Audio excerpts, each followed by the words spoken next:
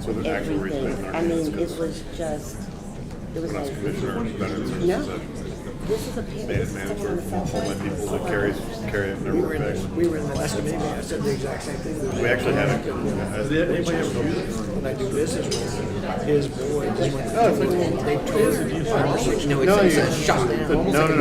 no, it's not. It's a And then I nose guess spray. they It's a nose. they said everything was just organized, top notch. I mean, she could not say enough. And like I said, she's a donor, so they'll be seeing you. Keep bringing those.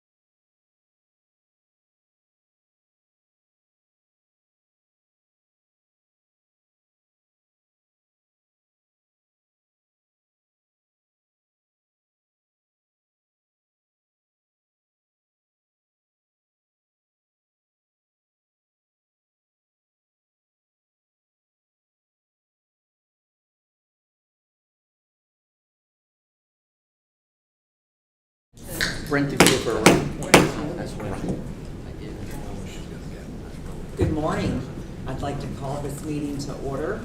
I want to welcome our board members, President Kelly, our student representative, Mackenzie Hurley, our faculty representative, Rachel Holland, our guests, Nate Fontaine, Brian Puaka, and Mike Martin, president of the Real Estate Foundation, all other members of the faculty and staff that are in attendance today. Today is the last meeting for our student and faculty representatives, Mackenzie and Rachel, and for Brian Puaka, the faculty senate president. On behalf of the board, I thank each of you for your service and your roles. Having students and faculty participate in our board meetings is critical to our success in governing this wonderful university. Thank you for your time and your contributions. We hope that you have a wonderful summer. So we all give them a round of applause. And Rachel is not with us this morning, but we will certainly take the opportunity to pass along to her how much we appreciate her work as well. We are just a few short weeks away from graduation, and the energy on campus is certainly buzzing. Now, whether that's from the beautiful weather and summer on the horizon, or the extra caffeine fueling our students through final papers, projects, and exams, I'm not really sure, but honestly, it's probably a combination of both. The board has also had a busy spring with a few additional committee meetings, thanks to all of those who have carved out the extra time to help us keep up our momentum. We have a busy day ahead of us. After the board meeting, the university is hosting its annual scholarship and professorship luncheon for donors and recipients on the Great Lawn. And then we will get a hard hat tour of the new Science, Engineering, and Research Center. I am delighted that so many of you are able to stay with us and attend those great events. So without further delay, let's get the official business started. Has everyone had the chance to review the minutes of the Board of Visitors regular meeting on February 6th and 7th, 2025? Do I have a motion to approve the minutes? So moved. Second. Thank you. All in favor, please signify by saying aye. Aye. Any opposed? Very great. The minutes are approved. Have the members who presided over the public comment session on March 17th had a chance to review the minutes of the meeting? That is Vice Rector Tillett, Secretary Archer, and myself. Do I have a motion to approve the minutes of the public comment So section? moved. Second. Thank you. All in favor, please signify by saying aye. Aye. Any opposed? All right, the minutes are approved. Next, we will get started with President Kelly's report. President Kelly?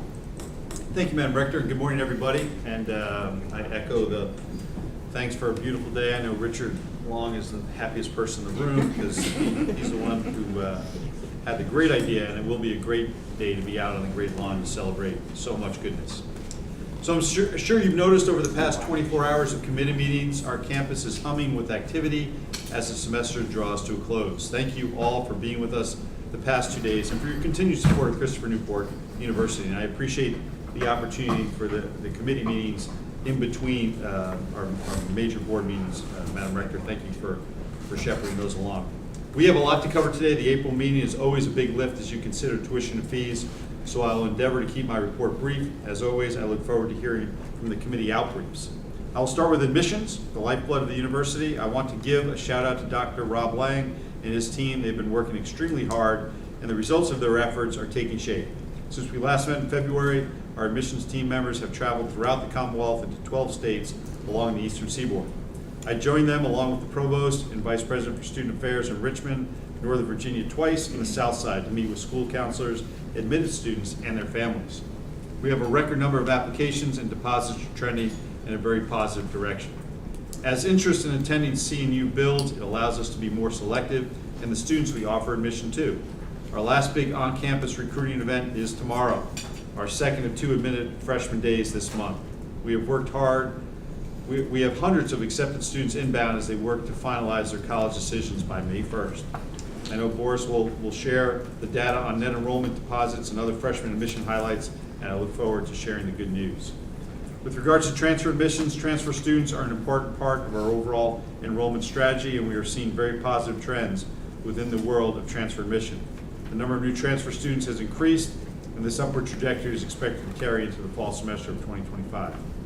As a reminder, we receive 53% of our transfer students from the VCCS system and 47% from other institutions. My thanks to Dr. Lisa Duncan-Rains and her team for continuing this important work, deepening our collaboration with the VCCS schools. Our enrollment has been declining, but this year we anticipate seeing an increase in our overall student FTE for the first time in a decade. After 9 straight years of decline, we are energized by the fact that we will see a growth in 2025. We have focused on access and affordability, and I am very pleased with the future outlook. I look forward to the discussions and decisions to ensure we maintain CNU as an affordable option for both in-state and out-of-state students and their families. With regards to student success, we work so hard to admit a robust class, we must match that same commitment with the retention of our students. An essential component of our retention efforts is the student success team. This semester, they have now facilitated over 800 individual success coaching meetings and nearly 1,800 individual and group peer tutoring sessions. Early indicators such as 3-week and midterm grades show improvement over last year. This suggests that recent adjustments to our programs and support services are showing very positive results. Our commitment to ensuring our students receive great internship opportunities remains a top priority. In fact, it starts right here on our campus. Christopher Newport has been named one of Virginia's top employers for interns by the Virginia Talent and Opportunity Partnership, a program of the State Council of Higher Education for Virginia. It's the first time CNU has been honored with this award, and we joined 2 other public universities in this distinction. which primarily goes to business and nonprofit organizations. With regards to budget and capital projects, the General Assembly's reconvened session was held on April 2nd. Now the governor's last action deadline is Friday, May 2nd. The General Assembly's approved budget includes good news for CNU. It includes the funding we requested for furniture, fixtures, and equipment for the replacement plant operations building and planning dollars for replacement for the Department of Military Science space, or our ROTC building. On the operating budget side, additional state funding was provided in several areas. Need-based student financial aid, community college pathways, operation and maintenance for our CERC building, a 1.5% compensation bonus in addition to 3% salary increase, base operating support, and funds for a new campus-wide ERP system. I hope each of you will take advantage of the opportunity this afternoon to attend the scholarship luncheon, and after that, as the rector mentioned, our tour of the CERC. This project is on track to open on time, and I kindly request you reserve January 10th, 2026 for the official ribbon cutting ceremony where we showcase the impressive facility to the community.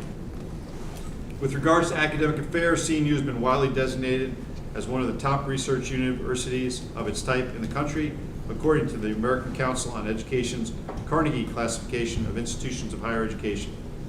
What that means is this designation recognizes institutions that invest at least $2.5 million in grants on research annually, and the recognition includes liberal arts colleges and regional institutions that are primarily focused on teaching, but integrate meaningful research into the classroom. CNU faculty are awarded research grants from outside organizations, and this year we're approaching $5 million in grants, far exceeding the $2.5 million threshold. 2 weeks ago, I had the privilege to attend our 24th annual PADEA Research Conference, and on Wednesday night, Angie and I had the chance to attend the School of Engineering and Computing Software Fair and Capstone event. That's a lot to say, but I gotta tell you, it was impressive, and it's busting at the seams. We'll need a new science and engineering research building to hold that next year. The work our students are doing under the tutelage of their faculty is truly, truly impressive. With regards to the arts, the Torgler continues to serve our community. The current exhibit, The Vessel Revisited, is in place through August 10th. There is also an impressive Art CNU Senior Thesis exhibition on display through May 18th. If you have the chance while you're on campus, please swing by the Torgler and check out these exhibits. Thanks to the generosity of Liz and John Waters, the Torgler's Art Explorers Gallery, which is dedicated to being used by children, is embarking on its design phase and is expected to open mid-2026. This aligns with our strategic compass goal of connecting with our community. In that vein, summer art camps are filling up quickly. Enrollment is strong, and those camps will run from June 16th to August 14th. The Ferguson Center season is quickly coming to a close after a highly successful 20th year highlighted by the incomparable Diana Ross gracing our stage in October. I'm happy to report that once again we will finish the season financially in black, thanks in large part to the generous support of our sponsors and our donors. Early next month, Executive Director Bruce Bronstein will be presenting the Ferguson Center's strategic plan to me in the cabinet, and it is in alignment with our overall strategic compass. As we inch towards the summer and the Ferguson Center's roofing replacement project begins, the staff is laser focused on next season. We'll be presenting more than 40 of the world's finest artists and attractions in the coming year. One of note is the Virginia Symphony on the Great Lawn for Symphony Under the Stars. Again, mark your calendars for September 19th for that great event. And that's also in alignment with a BOV meeting, so hopefully you can stick around and join us. And just in case you're looking for some entertainment, the OJ's Farewell Tour will be here. Yo-Yo Ma will be playing with the Virginia Symphony Orchestra. The Beach Boys will be coming in. Sesame Street Live, Riverdance, and our Broadway series will highlight How the Grinch Stole Christmas, Hattiestown, and so much more. So hopefully you can mark your calendar and join us for one of those events. With regards to advancement, you'll hear about the details of our success for CNU Day from Jennifer Dunn during her report, but I do want to say thank you for your support. We had almost 100% participation for CNU Day from our Board of Visitors, and I'm grateful for everyone in the room who share their treasure with our university. CNU and the advancement team are having a great year. After setting a goal of $12 million for the fiscal year, they have surpassed it, and I'll let Jennifer share more details. With regards to the strategic compass, each of you should have received the official strategic compass in print at your seats. My thanks to Dr. Bob Colvin and Jim Hanchett and his team for creating this physical product that encapsulates 18 months of dedicated work, including all of your effort and energy as well. As I shared with the executive committee, we've done multiple town halls on campus for students, faculty, and staff respectively, and the engagement has been positive. I have also engaged our alumni and look forward to continuing to share the campus with our community. I hope each of you will join me in continuing to share this effort with our Hampton Roads community and beyond. With regards to athletics, I look forward to our brief from the athletics committee and Lee Vreeland. I shared with our rector a few weeks ago that effective 1 July, I will assume the duties as the chairman of the C2C Board of Directors, relieving President Troy Pano from Mary Washington after his dedicated run as our chairman. Our goal remains to ensure a stable conference that provides our student athletes with the best opportunities to compete and continue to win. Other headlines on campus, as you know, April is Sexual Assault Awareness Month. We've been holding events to raise awareness on our campus, and we will culminate that with our second annual observance of Denim Day on Wednesday, April 30th. I'm grateful to our faculty, staff, and students who are committed to eradicating sexual harassment and sexual assault from our campus. In closing, as we prepare to hear from our committee chairs, please allow me a moment to reiterate our priorities as we look at tuition and fees and prepare to present the university's operating budget in June. We must commit to 3 priorities. Ensuring CNU education is affordable for the students and parents of the Commonwealth and beyond, that CNU remains anchored in excellence in all that we do, and that we achieve the priorities and goals of the strategic compass.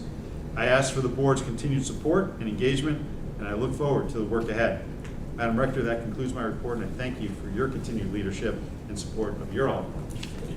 Thank you, President Kelly. Really appreciate that update. It's so great to hear about all the wonderful activities going on campus, from the Torgler to the Ferguson Center, and all the great successes in advancement and in applications and enrollment.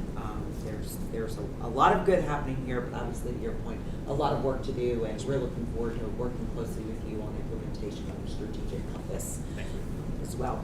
So at this time, I would like to turn to Mr. Mike Martin.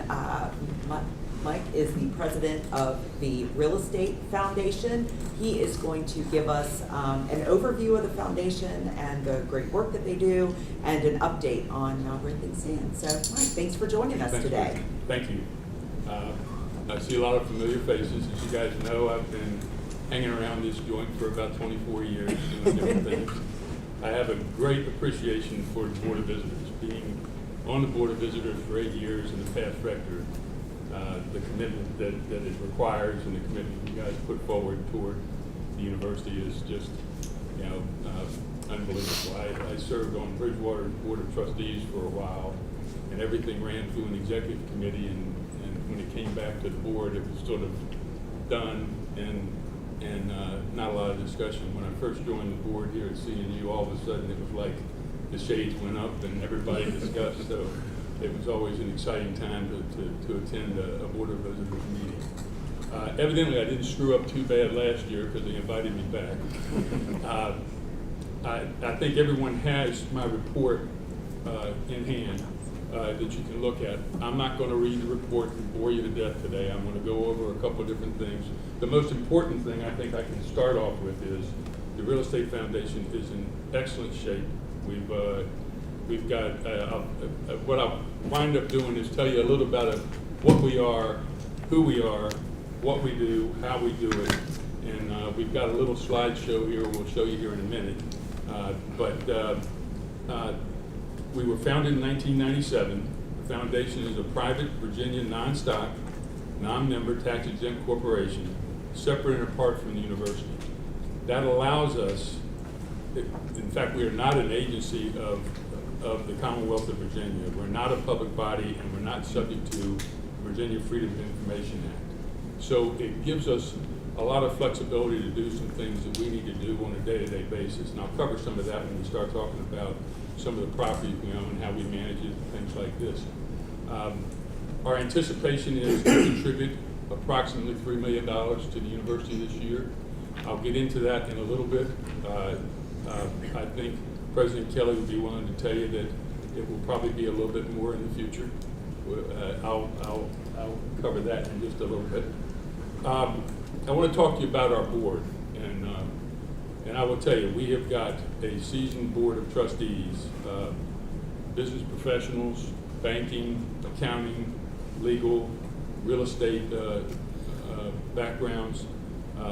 We have three voting members, our at-large members, our Board of Visitors appointed trustees, and I want to thank Brent and Larry for taking that on. I think, Larry, you're your third year doing this, right? They contribute a tremendous amount, and I know they bring some information back to the Board of Visitors at each meeting.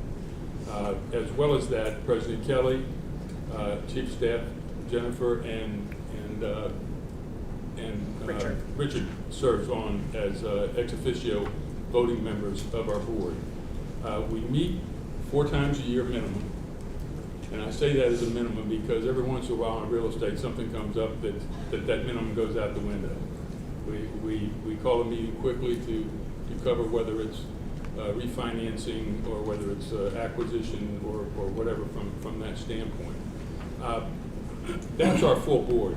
We do have an executive committee of 3 members, and Jennifer Latour serves as on the executive committee as well as Chief of Staff of the university. We sort of do that so that when things come up from time to time, we're able to act very quickly on it. You know, the difference between our foundation and maybe like the Ed Foundation is it really is a day-to-day business. We've got management of properties that some of the time we have tenant questions, we have maintenance issues, we have whatever. And this allows us to make quick decisions and move forward. And I'll cover a couple of things that we're going over in just a little bit. Along with that, I think it's important for you all to know, back at our December meeting, we formed a strategic planning committee. Bill Brower, who's past vice president of the university, has taken on the role of heading up that strategic planning. Along with that strategic planning, we're also doing a 5-year financial plan. And I think that will help us a lot in working with the university and some of the requests and things that are going to come forward as the whole landscape of how a university runs changes. It's easy to say that that we were founded in 1997, but if you looked at the university landscape in 1997 versus 2025, I think you find that it's an entirely different animal, and things are changing pretty rapidly. Amy, if you don't mind, we're on the first page. Can you go to the second page of the slideshow? All right, I want to talk about our $3 million support of the university. In my opinion, that is a baseline of $3 million. Our hope and our voting from our board, from the Real Estate Foundation board, is that we will continue to increase that. We've had some requests that we have voted to move forward on, and I can tell you that will go up exponentially over the next year or two. And we have some plans within our strategic planning committee to get the funds available as they're required from the university. So while I say $3 million, and it sounds like a lot of money, which it is, I didn't bring a big check with me today. We'll bill you in June. Yeah. we see that really increasing, and I think when I make a report, hopefully next year to the board, we can talk a little bit about how we've increased our support to the university, and a lot of that going towards scholarships. So. The next slide. All right. You can see on the slide the foundation's owned in yellow. The foundation owned is in yellow and green, and the university's owned in blue. So if you're colorblind like I am, it's purple and gray. And what we've done is we have always tried to acquire properties when they're commercial properties in the shadow of the university, with the idea in mind that if we ever came about and we needed expansion, that we have that ability to expand the university footprint. Our whole goal is to acquire properties for university needs, university use, or income-producing properties in and around the campus itself. Not that we can't go outside. We have the flexibility to do, if we wanted to buy a property outside the Newport News area, we certainly could do it. I don't see that that's ever been a driving force. Our driving force is to stay within the campus, around the campus, and acquire what we think we can acquire and build on that. Got the next slide, Amy? You guys have probably seen these slides over and over, so. Our real estate assessed value is roughly 222 million bucks. And if you look at just I guess a retail look at it, you could easily say that we have $225 million worth of properties that we own or we manage. Now, some of this includes some of the university properties as well as some of our commercial properties, and I'll get into that. Next slide, Amy, if you don't mind, thanks. Now, here's where I think we've done just an unbelievable job. About 3 years ago, we went back into our commercial properties and we went to our lenders and we refinanced a lot of our properties. So while we've got a $225 million worth of retail value, our total indebtedness is roughly about $109 million. So we have a tremendous amount of equity in our properties. And that's based on the strength of the university when we first got the foundation started up, and the strength of the university and our foundation properties as we move forward. Next slide, if you don't mind. Okay, so looking at that, we got a little bit more indebtedness on this. I think Spencer added a couple of bucks into the indebtedness. 109 is on 10. Our debt to value ratio is 49%, and I can tell you if you were looking at anybody's real estate portfolio, that's a pretty good number. I like it when Ron shakes his head because knowing his financial background, he knows that's a pretty good number. The real beauty of this is because of the way that we refinanced and some of it our bond refinancing and our bond financing, and our commercial financing, our next maturity or rate call on a bond isn't until June of 2026, and our next maturity or rate call on our commercial isn't until January of 2028. So we're sort of locked in to these low rates. While we've got a prime rate out there about 7.5%, we're locked into an average rate of about 4.09. I actually think that may come down some. When we acquired some properties across the street, and I'll get into a couple of those, we utilized the line of credit through Town Bank. And what we've done there is we're paying a little bit higher rate because it's a variable rate. Once we fix those and we get these projects under roof, then I think we'll probably be able to bring that rate down a little bit.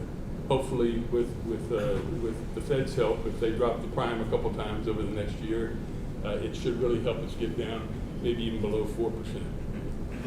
Got the next slide? Some selected foundation properties. I think we've got some pictures, don't we, Amy? Well, let's talk about the old administration building. As you guys know, this was always lovingly called the SunTrust building. That's what it was. Amy, I think you got photos of what it is now. It's torn down. If you look at the lower right, you can actually see the building, what it was. And President Kelly, I don't know if you want to talk a little bit about what our plans are there. So yeah, thank you, Mike. Our plan there is to maintain it as a green space and to allow it to be the anchor on the west or north side of Warwick Boulevard, much like we have it on the south side or east side down near Mariners Museum. So as you're coming south, if you will, on Warwick, you'll see I'm approaching Christopher Newport University, and it'll look very, hopefully, somewhat similar. And so we're working with some local folks on potentially some artwork in there, but most importantly, a green space for our students, our faculty, and our staff. Thanks, Mike. Yeah, when we built the admin building, the new admin building, we committed to the city that space on the corner would be green space. We're really hopeful that we can do something really attractive to make that north entrance to the university really look, so stunning. Next slide, if you don't mind. Okay, our favorite project, our proposed Harris Teeter Fuel Center. I was on the phone last night with our attorney in Virginia Beach. We have got the easement approved for the ingress egress by the city. We have some documents that need to get there. Those of you who don't know, we've been working on this since 2019. You know, molasses in February is much faster than the way this thing works. So we hope and we really think that we will break ground on this project here by late summer. I think that we've got a July deadline. We may push back a little bit to get the foundation done for the fuel center. As you guys know, this is really a key thing with the Harris Teeter Shopping Center, Harris Teeter grocery store. They love having those fuel centers where they can do the fuel points back and forth. And so this is what it's going to look like. It's going to be right beside the Harris Teeter. We actually had the owner of the Harris Teeter Shopping Center granted us a small easement of land, so we were able to accomplish this. I think our next slide shows. Yeah, if you see where the ingress egress is going into the fuel center, we also own the former Mariner building. 2 years ago, we raised that building, so it's open property right now. Now, while they're building the Harris Teeter, the construction vehicle will be parked on there. But once we break ground on the Harris Teeter, we plan on marketing that Mariner property and developing that.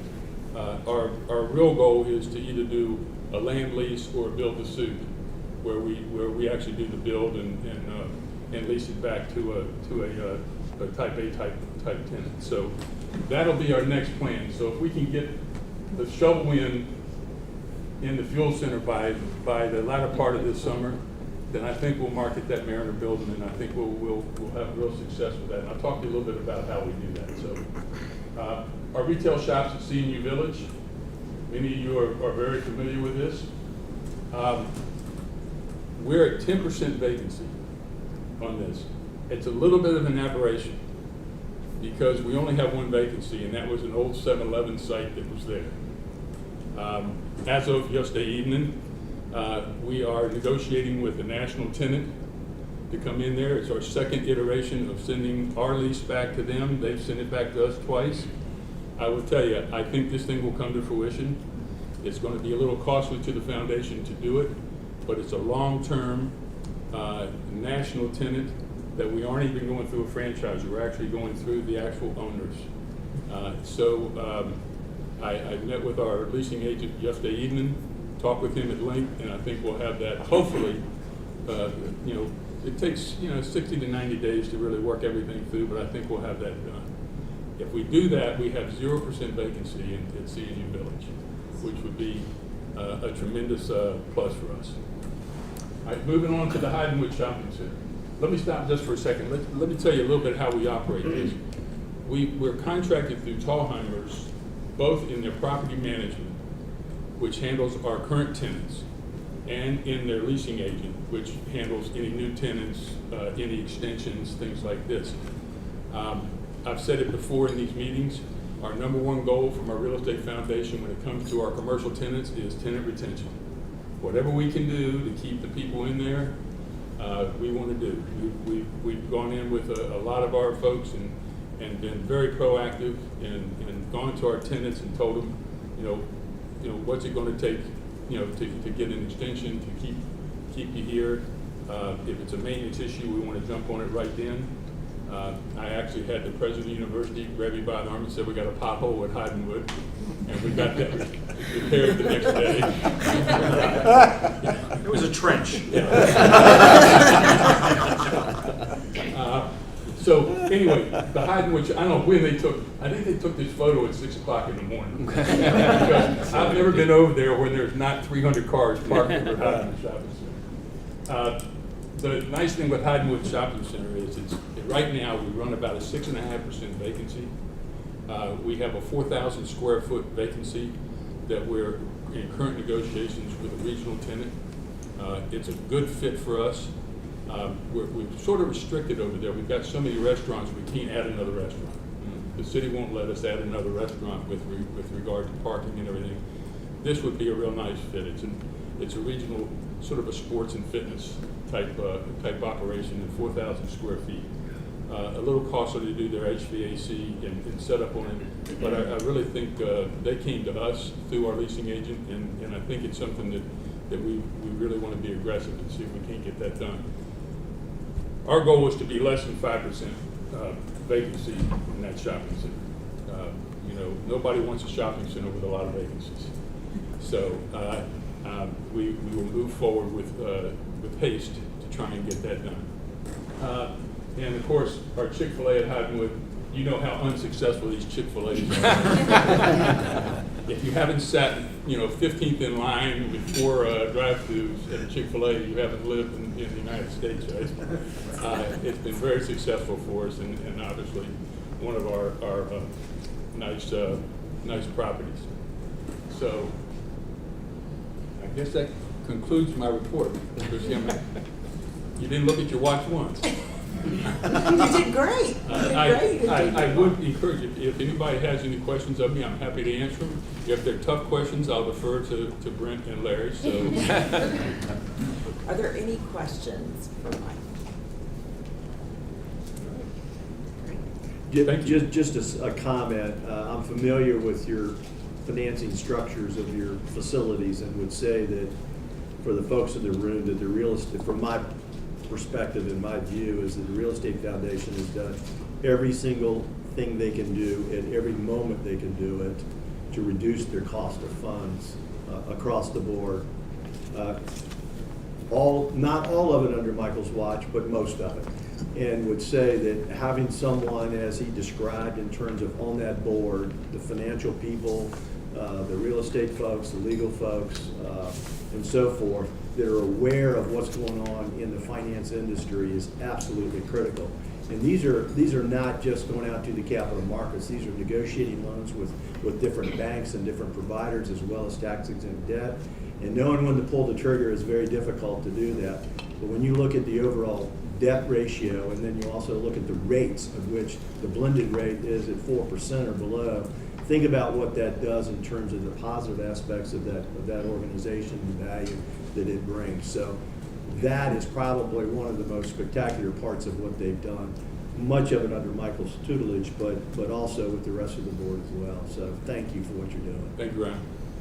Yes, and Mike, thank you so much for the significant support that you and the other members of the Real Estate Foundation provide to the university on an annual basis.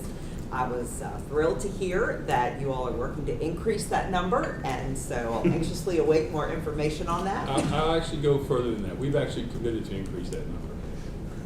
We had requests in our December meeting from the administration, and we stepped forward, and we will continue to. We have some plans for that, and we won't disappoint. Thank you, Mike. Thank you. Well, we're grateful for that support. Thank you so much. And thanks for being here with us today. Thanks for making me wear a tie. On this beautiful Friday. Now I'm going to call on Mackenzie Hurley for the student government report. As I previously mentioned, this is Mackenzie's last meeting with us.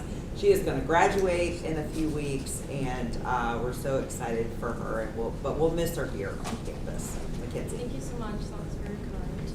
All right, good afternoon, everyone. So when I last spoke with you all, the semester was in full swing, and wow, were we busy. Papers, exams, planning events, laughing with friends out on the Great Lawn, applying to jobs, and so much more have defined these past few months. And even now, with finals just around the corner, the busyness definitely hasn't let up. Now is the time for the laughter to echo on the Great Lawn on graduation day, the stressful sighs of finals, and the letting go breaths of, wow, I did it. As we move through these final weeks together, I want to take a moment to reflect on something that's been at the center for all of us, whether graduating or finishing the first year of college: resiliency. If I had to describe the dominant strength that CNU students are cultivating right now, it's this: resilience. But not in the traditional sense of simply bouncing back. Instead, my peers and I are seeing an ability to continue onward, even when the path ahead is uncertain. Many students already face the unknown world of COVID and economic shifts, teaching them to continue going despite not knowing what was to come. And we are still to this day navigating the unknown. Today, we are facing a complex web of challenges. If you were to ask students what they are currently worried about, you'll probably hear one of the following: navigating a shaky job and internship market, worrying about affording college or post-grad life, adapting to changes in diversity policies and federal funding, and generally feeling the weight of political shifts that directly impact our future. But despite all of this, we continue to show up to class, to meetings, to community service projects, and to moments of joy with one another. That is this idea of resilience. But here's the thing. Everyone is experiencing this. So why are CNU students experiencing it differently? Because at CNU, resilience is built together. At CNU, resilience is formed in the classroom with professors who believe in our potential and challenge us to grow. It's built through friendships that become chosen family, and in student organizations that empower us to lead. It's built in late-night study sessions and in the quiet moments where we choose to keep trying even when things feel overwhelming. And perhaps most importantly, resilience is nurtured through the systems of care that this university provides. It is in the spaces where students feel seen, supported, and valued that resilience is developed. Recently, I asked some of my peers to reflect on what resilience has looked like for them at CNU. One student shared, quote, "I know that finding a job right now can be scary, but I have so many skills that I've learned at CNU. I know I will find something, especially knowing the Career Center is here for me," end quote. Another student said, quote, "I'm really worried about losing federal grants on campus and the changes to diversity, but I'm grateful for President Kelly and the staff for continuing to having open conversations. It helps me feel less alone," end quote. These may be just two student stories, but it's evidence of the resilience that we grow here. On a larger scale, our university as a whole builds resilience. The Strategic Compass is a perfect example of this. Despite fears of where higher education may go in the near future, the Compass is a direct guiding path to make our university a place for all to learn, grow, and thrive. Even as we face questions about the future of higher ed, the Compass gives us direction, focusing on inclusion, sustainability, and community engagement. It's our roadmap for making CNU a place where everyone can flourish. To end on this idea of resilience, I want to share that it not only shows up in the challenges we face, but also in the grief. Just a few weeks ago, we lost a friend and classmate, Ava Kilmer. Ava was a graduating senior who loved the outdoors, her dog Ella, and made an impact on every life she encountered. Her loss was deeply felt across campus, but the way our community responded, with kindness, with unity, and with compassion, is an example of resiliency. And Ava's spirit and the support surrounding her loss remind us all of what it means to be a community, moving forward together. Through this idea of challenges we are facing now and ahead, we are reminded of what makes this university so special. CNU doesn't ask us to face difficulty alone. It equips us with the strength, with the resources and relationships to keep moving forward, even when the path is hard. Now, although the support happens, we know that not every student gets the skill of resilience easily. So, I encourage you to continue supporting efforts, such as open communication with and from students, strong career preparation, holistic student affairs programs, and of course, the continued implementation of the Strategic Compass. We need this to keep propelling students forward despite the hardships that are here now and are ahead. So, what's next? Well, today at the Student Life Committee meeting, I asked Emily to provide some thoughts for the future as we had been discussing. Emily McKenna is an exceptional junior majoring in American Studies and Political Science. While maintaining a 4.0 GPA, she has over 200 service hours, serves on the executive board for Panhellenic, is a fellow for American Studies, and is a student researcher. But even more exciting, she will be the 2025-2026 student body president. Emily spoke about the year ahead with hope and energy, highlighting new programming and events, the launch of Captains Connect, which is our new campus engagement app, which we're very, very excited about, the opening of the new Science and Technology Center, and the green space near CNU North. She knows students are eager for a fresh start, new events, new spaces, cherished traditions, and new opportunities to come together. I could not imagine someone more fit for this role, and I'm so excited for you all to get to know her. To end, I just want to express my deepest gratitude to everyone in this room. Each of you had an immense impact on me in my time at CNU, helping me grow as a leader and a person. Thank you for coming to CNU and caring about this place with an open heart and mind. I urge you to continue listening and learning from this position. We appreciate it more than you may ever know. Now, in just 22 days, I will officially become a captain for life. I will travel up to Penn State, where I will be pursuing my master's and PhD in interpersonal communication on a full ride. There is no doubt that I would be who I am today without CNU, and I cannot wait to engage with my home as an alum. Thank you for your time. It has been a pleasure and an honor.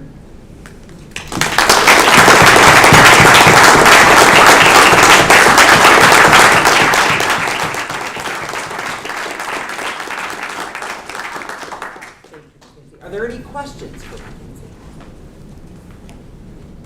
Well, Mackenzie, thank you for your excellent report, as always. You are so impressive, and we know that you are going to do great things. Good luck to you, and congratulations on all of your accomplishments. And Emily, we look forward to working with you. And we know that you're going to do a fantastic job. We look forward to spending time with you next year. Thanks for being here today. Next, we will receive the Faculty Senate, or the faculty report from the Faculty Senate President, Dr. Brian Puaka. This is also Brian's last meeting with us in his role. Brian has served on the Faculty Senate in various roles for many years, and I want to thank you for your service and your leadership of the faculty. Dr. Puaka? Rector Morton, members of the Board of Visitors, good morning. Thank you for the opportunity to speak today and to offer an update on the work of the Senate and my faculty colleagues. As you're well aware, we're only weeks away from commencement, which is an electric time to be on campus. There's so much energy, anticipation, and excitement, as almost 1,000 of our students will turn their tassels and move on to the next stage of their lives next month, as we just said. Indeed, our conceptions of graduation are a bit of a paradox. It marks the end of 4 years or more of study. It's a culminating activity, completed only after a full slate of comprehensive final exams, and yet, in calling it commencement, we see it as a new start. It is that too, of course, but as the Roman philosopher Seneca put it, or if you prefer the 1990s band Semisonic, every new beginning comes from some other beginning's end. So here we are. That comment probably tips you off to my approach to these remarks on what will be the last time I speak to you as President of the Faculty Senate. I'm a bit wistful about that, and so I thought I'd offer some reflections on my now more than 15 years on and off the Senate. As a scholar, trained as a historian at home in the humanities and inspired by my Hoosier hero, David Letterman, I've decided to frame this source-driven, quotable top 10 list that offers a faculty perspective on the recent transformations of CNU and pauses to express some gratitude to folks who have helped along the way. Number 10, it's deja vu all over again. It's Yogi Berra. There always seems to be a crisis in higher education, and there's a rogues gallery of usual suspects. State budgets, enrollments, and new directives, to name just a few. Fortunately, that hasn't kept our university from moving forward. My thanks to my friends on the Faculty Senate for their integrity, honesty, support, and commitment to CNU as we've grappled with these things, no matter what the challenge they have found a way to overcome it. Number 9, I love it when a plan comes together. That's George Peppard as Colonel John Hannibal Smith in one of my favorite television shows from a kid, The A-Team. Dun, dun, dun. Dun, dun, dun. The strategic compass has been a 2-year effort that has provided us a roadmap for the future of CNU. We can now point to a single coherent document that tells everyone who we are and what we care about. We now move forward with purpose, and I believe have helped to foster a more collaborative and inclusive culture in doing so. My thanks to all who have participated in this process, and special thanks to Bob Colvin for his leadership. We must all hang together, or more assuredly, we shall all hang separately. It's Benjamin Franklin. My time as Senate President has made me remember something that my university colleagues, myself included, sometimes forget. We are all on the same team, faculty, staff, and administrators. I've spoken to you many times about the importance of shared governance, and I'm pleased that we have made great strides in this direction over the past few years. My thanks to all the members of the Cabinet for their cooperation and their help working with the Faculty Senate on issues that matter to us all. We are not employees of the university, we are the university. As Nobel Prize winning physicist in Columbia, Professor Isidore Rabi, responding to his university president at the time, a fellow named Dwight David Eisenhower. The pandemic taught me a lot of things. It made me realize how much I enjoyed being in a classroom and working with students. It made me think about what makes a university a university. Academic affairs is the mission. I've said this before, but I'll reiterate it here. CNU remained open in March 2020. It did not close because 275 faculty kept teaching in home offices, kitchens, dining rooms, and even closets all across Hampton Roads. another crisis overcome through cooperation, ingenuity, and dedication. Number 6, education is not preparation for life. Education is life itself. It's John Dewey. And this echoes something I think Mackenzie was just saying. The experiential and experience-based learning that we offer to our students through internships, international study, mentoring, collaborative research, athletics, music, and the arts, and more is invaluable. Indeed, the student-centered experience constitutes a more holistic approach to skills development and personal growth. That we've come to embrace this, excel in it, and showcase it as part of our identity is, to my mind, one of the great successes of the past decade. My thanks to all my colleagues across campus for their commitment to what I would argue has become a hallmark of the CNU education. Number 5, the value of a college education is not the learning of many facts, but the training of the mind to think. It's Albert Einstein. Similar to the advent of the internet more than a generation ago, artificial intelligence has challenged us to once again justify the value of higher education. More than ever, we need to explain the worth of our curriculum, embedded in the liberal arts, and how it prepares our graduates to embark on any sort of career and provides them the tools to be successful.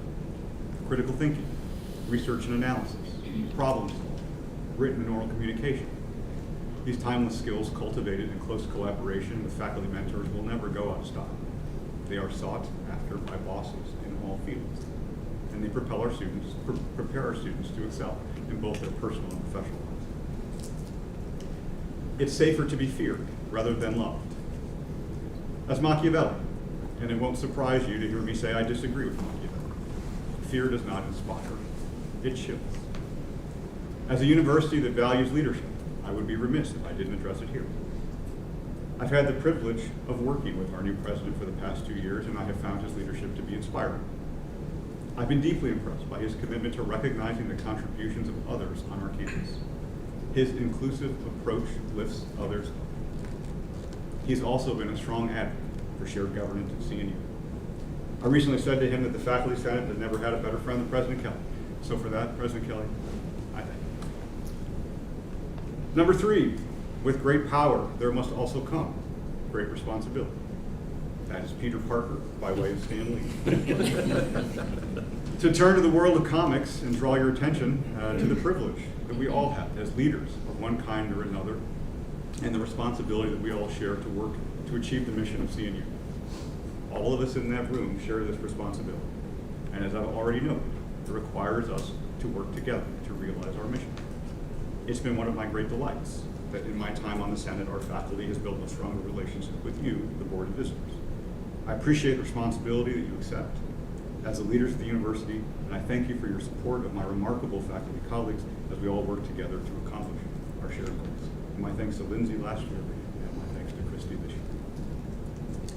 Number 2, no nation is permitted to live in ignorance with impunity. These are the words of Thomas Jefferson, taken literally from the minutes of a University of Virginia Board of Visitors meeting in November 1821. To me, this quote highlights the big picture significance of what we do. The success of our nation rests upon having an educated citizenry.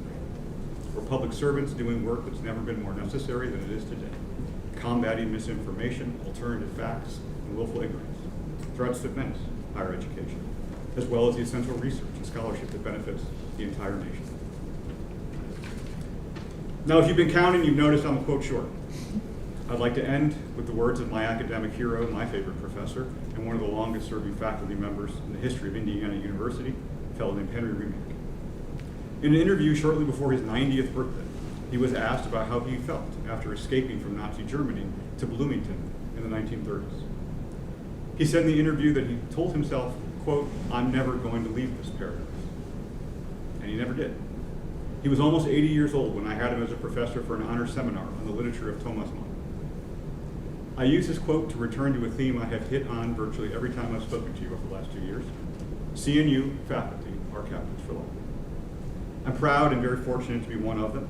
I can't believe how lucky I am to devote my life to the subjects that have fascinated me since I was an undergraduate. I have the greatest job in the world, and I too don't ever plan to leave this paradise either. As my time as Senate President ends, I look forward to doing even more of the best part of my job, teaching our outstanding students. It's been my great privilege to speak with you over the past few years, and I hope you found value in the updates and perspectives that I've shared with you. I thank you again for the opportunity today to speak. I'm happy to answer your questions. Thank you.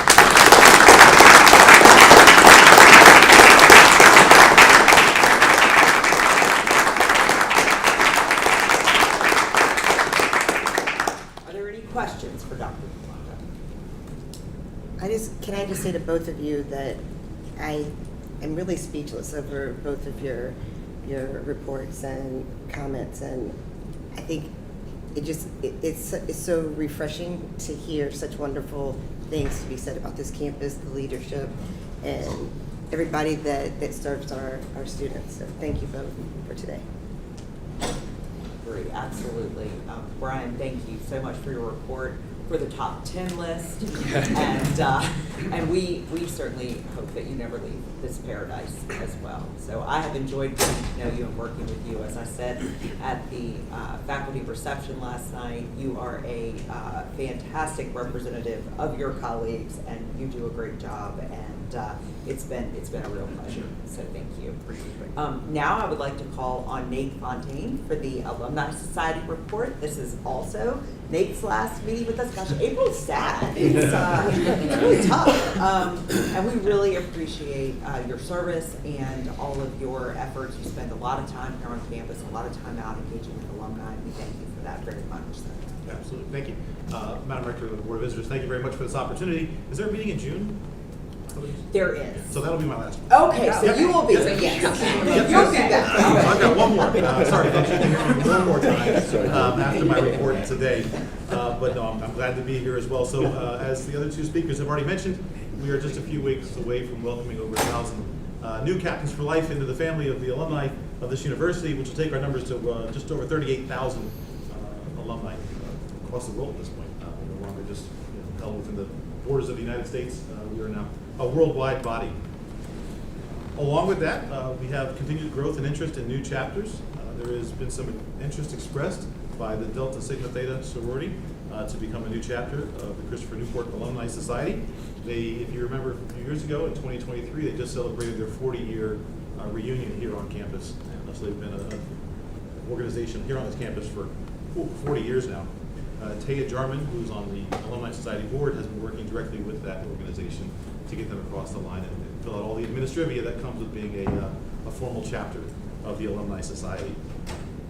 Continuing on those same lines, I'm very excited to announce we've had our initial meeting with the Young Alumni Council. It's a new body that we're working to stand up. 14% of those 38,000 alumni that we have graduated from this university in the past 5 years. So we're trying to find ways to ensure that we keep them connected, keep them involved, keep them aware, and also hear from them about their alumni experience as well. So we have stood up. We've got 5 individuals who are on this initial exploratory committee. We had our first meeting last week. We have another one on Monday with this exciting body to be able to bring in the viewpoints of the young alumni as they enter the workforce, and then expand their lives and their adventures after leaving the university. We are continuing to increase our social media and online presence with the continued video series of Life After College Explained, as well as Live at Lunch. We're getting some of that word out. My wife, who is an 05 alum, came to me the other day and said, hey, you hand every graduate a Life After College book series. Why don't you turn it into a video series? So I promptly asked her to go to the YouTube page where we've been posting videos for the past year and a half in relation to the Life After College series Explained. So we still have to get the word out a bit more, because if my wife doesn't know about it, I'm sure there's quite a few others that don't quite know about it. So we're working on getting that word out a bit more. We have some additional work. We are preparing the Alumni Engagement Score Survey, which is getting ready to go out, and I appreciate Sarah Bowman and the OCPR for their support and engagement in that opportunity to expand our questions and expand our outreach to ensure we get the right coverage to the alumni. The DC and Richmond chapters continue to engage with professional sporting organizations. We had the Caps on Caps for the Capitals game, which was a great experience. We've done some work with the Wizards. Those of you who remember the Savannah Banana games. And I think we're working with Richmond a bit for the minor league baseball team there in Richmond to bring the captains in mass to those organizations. So it's very exciting to be able to earn some of that street cred with these larger organizations. They'll do co-branding opportunities if we bring the right number of folks. So you'll have, for example, the CNU alongside the Washington Capitals hats and scarves and other things. So there's a lot of opportunities to expand the name and reach of Christopher Newport University.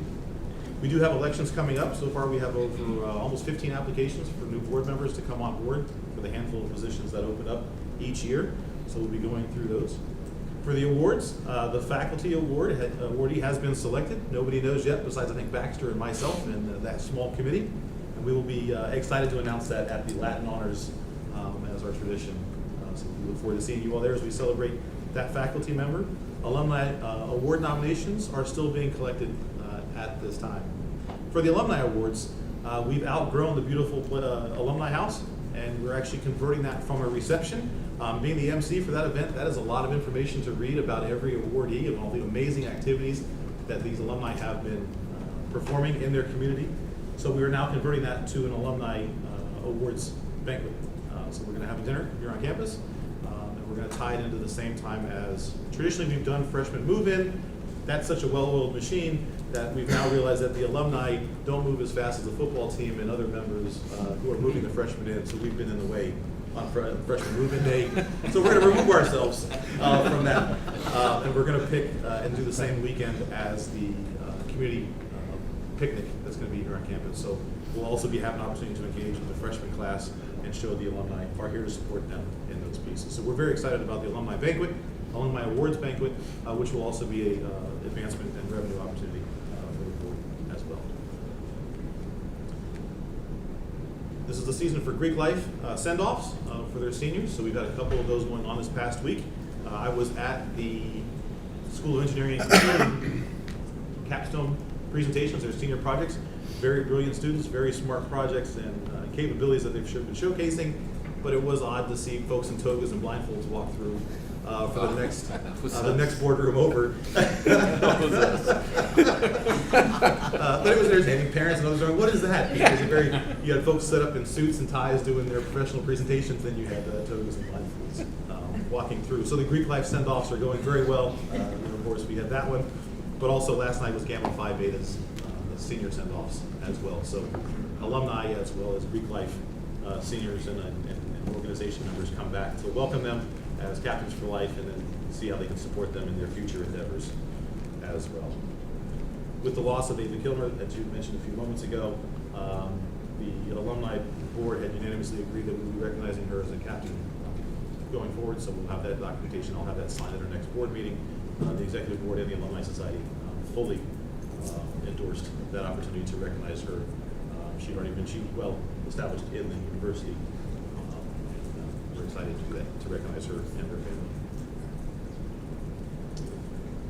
With that, I will do one dig for CNU Day. There was one governance board that happened to hit 100% giving. I'll let you decide who that was.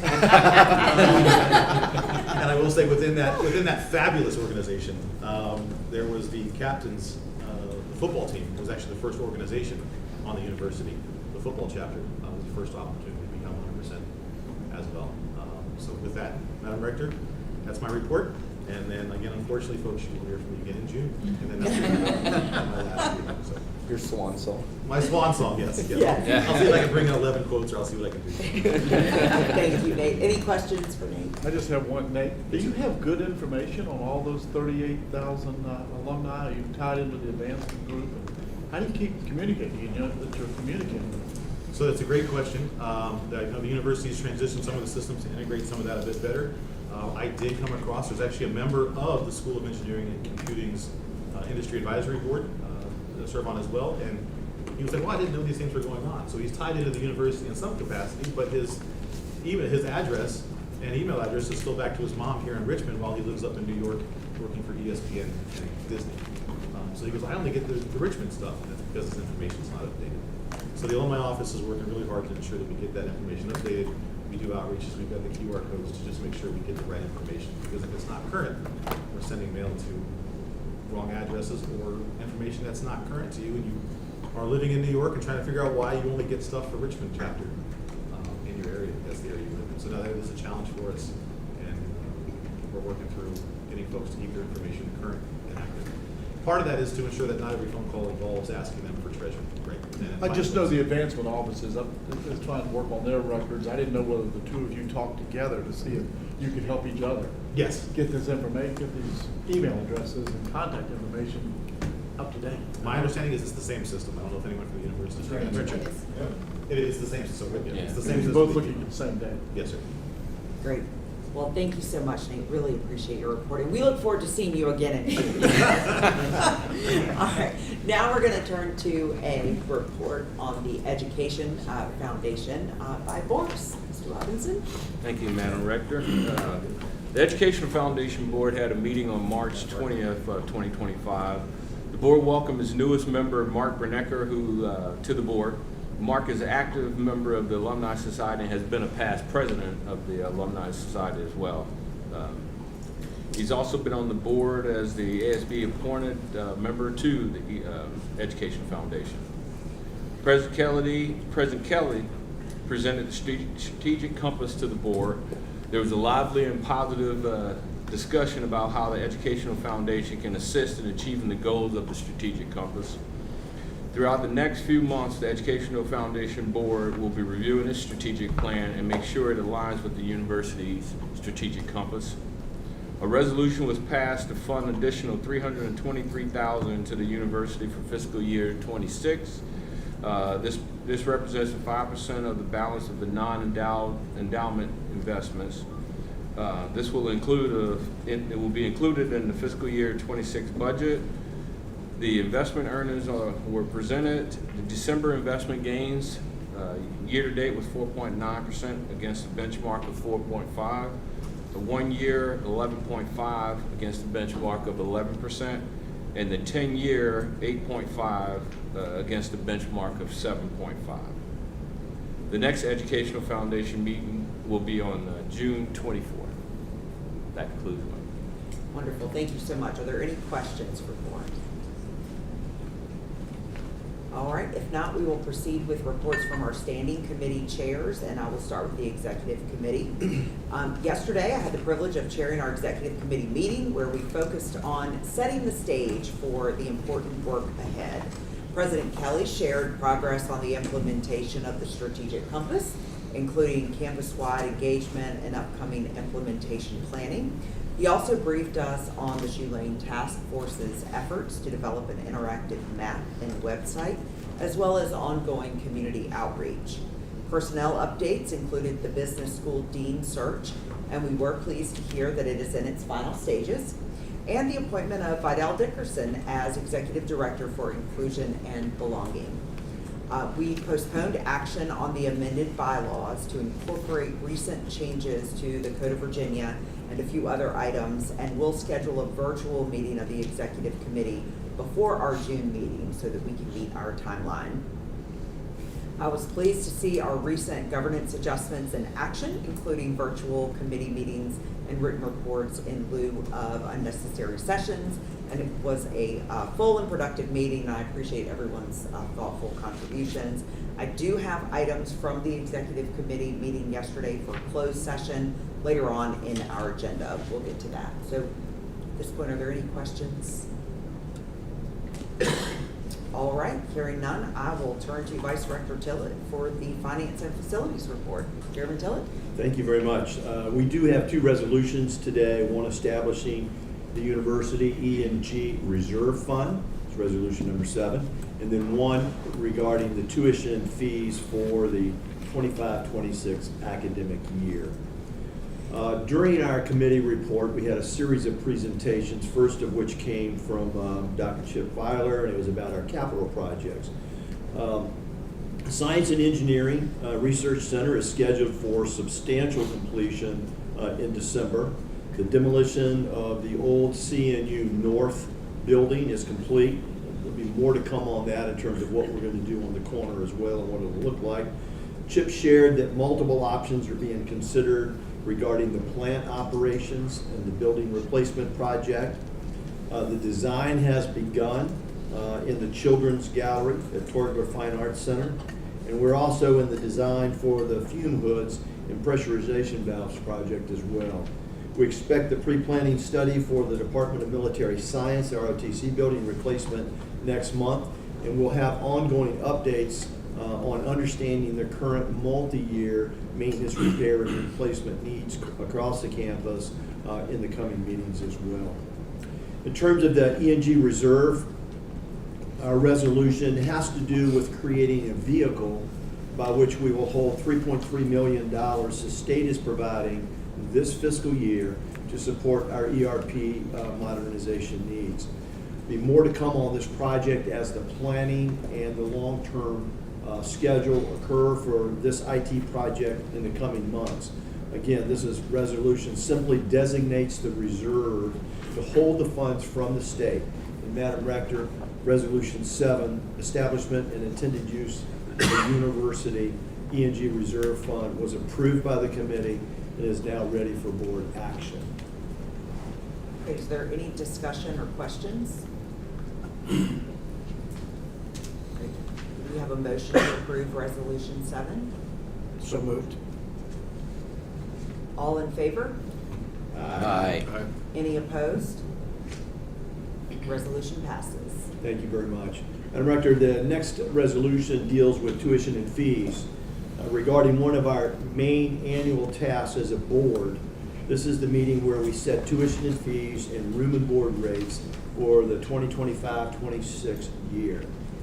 Building on discussions in February, which were at the last full Board of Visitors meeting, March, at the public comment session of which three of us attended, three of members of the board attended, and last week at an additional finance and facilities virtual meeting that I had called, we had very robust discussions yesterday as well. So as you can see, this is a lengthy process and one in which involves significant number of individuals from the university, from the faculty, and from the Board of Visitors as well to discuss what will actually occur, what is in the best interest of the students, the families, faculty, and the university. President Kelly again provided valuable remarks that framed this work for us. In summary, we must continue to maximize efficiencies, manage spending in order to maintain affordability. Our challenge is to keep tuition affordable, remain anchored in excellence to all that we do, and achieve the goals of the strategic compass. Thank you, President Kelly, for your willingness to roll up your sleeves as well as we together do this hard work that we need to do to best position Christopher Newport University for building a foundation for financial sustainability over the long term. Likewise, our CFO, Sarah Herzog, where's Sarah? There she is.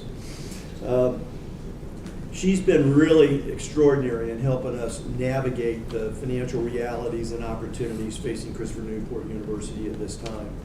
Thank you also specifically to the Finance and Facilities Committee members who have dedicated their time and attention. As you know, we've had a number of meetings that have lasted several hours each, working through the complexities and the nuances of public higher education and its finances.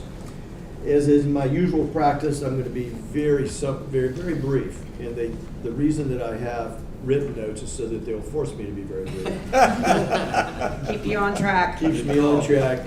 Jennifer's provided that guidance to Sarah last year.